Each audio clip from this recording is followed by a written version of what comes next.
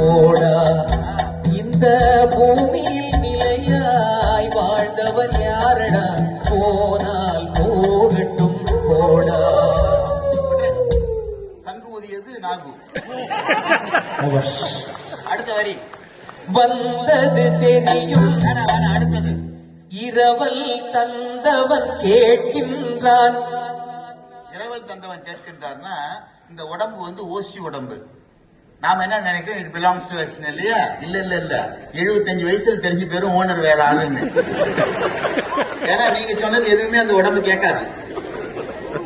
இரவல் தந்தான், ஓசியில கொடுத்தான், இத்தனை வருஷம் கொடுக்கறேன், லீஸ் இல்ல, டெனன்சி அக்ரிமெண்ட்ல ஒண்ணுமே இல்ல, அது எந்த அக்ரிமெண்ட் இல்லாம ஃப்ரீயா கொடுக்கறான்.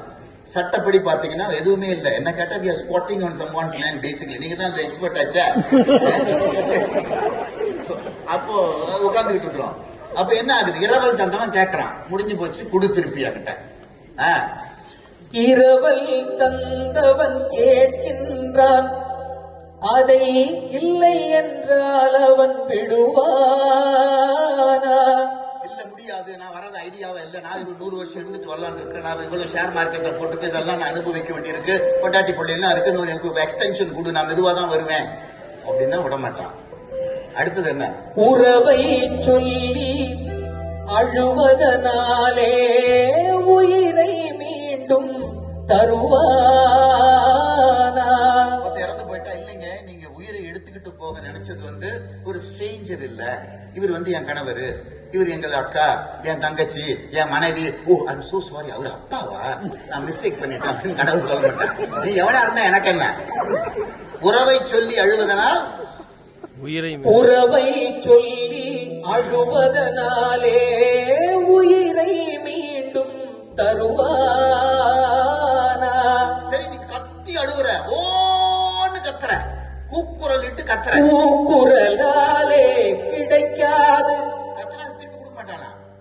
சரி இதெல்லாம் நமக்கு ஒரு பாட்டு போட்டுக்காரு. நமக்கு எல்லாரையும் பார்த்த முடியல, கத்தி பார்த்தோம், கூப்பாடு போட்டு பார்த்தோம், ஊர்ல உள்ளவெல்லாம் பேசி பார்த்தேன், கத்தனும் எல்லாம் முடியல. ஒரு கேஸ போட்டு கடவுள் மேல,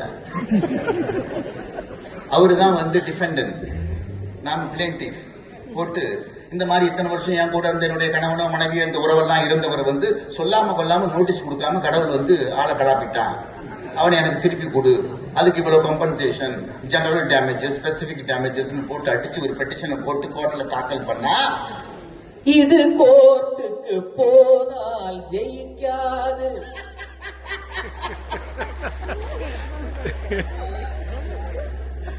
ஜெயிக்காது. ஏன்? அந்த கோட்டையில் நுழைந்தால் திரும்பாது, அதனால போனால் போகட்டும் போடா. என்ன முருகா, என்ன முருகா, என்ன முருகா பாட்டு தாங்க முடியல.